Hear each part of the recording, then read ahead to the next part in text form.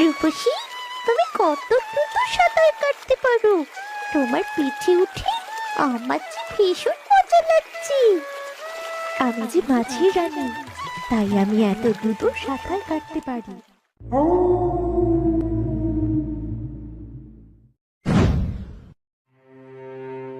কিরণ, ও কিরণ মা, কোথায় গেলি রে মা?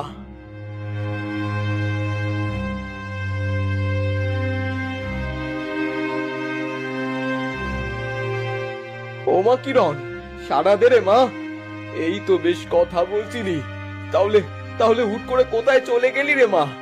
ও বিধাতা, আমার এ কি সর্বনাশ হলো গো।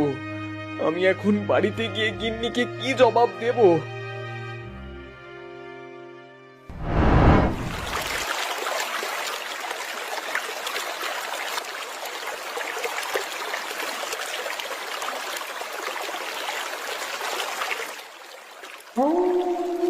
তুমি তুমি কে গো? আর তুমি আমাকে এখানে কেন নিয়ে এসেছো? আমি তো তোমার কোনো ক্ষতি করিনি। ভয় পাস না ছোট্ট মানব কন্যা। তুই ভেবেছিস তোকে আমি মেরে ফেলবো? না, তোকে তো আমি সহজে মারবো না রে। তাহলে তাহলে আমায় কেন ধরিয়ে এনেছো? দয়া করো, আমাকে তুমি ছেড়ে দাও। আমাকে আমার বাবার কাছে যেতে দাও। অবশেষে অবশেষে আমি আমার শিকারে সফল হলাম।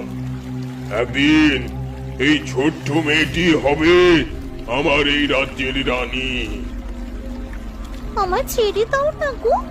আমি আমার বাবা মায়ের কাছে ফিরতে চাই। আমি কারো রানী হব না। আমি যে এখনো অনেক ছোট। মা বাবা, এখন তুমি আমার বন্দিনী। এই গভীর জলরাজ্যে তোমার বাবা মার কখনো তোমাকে খুঁজে পাবে না। তুমি বড় হবে, সুন্দর হবে, আর তারপর তুমি হবে আমার রানী। আমি কখনো তোমার রানী হব না। তুমি একটা আস্ত শয়তান। কি দুঃসাহস! আমার সামনে দাঁড়িয়ে আমাকে অস্বীকার করছিস? জানিস জানিস আমি কে? আমি জলদানব, এই রাজ্যের অধিপতি।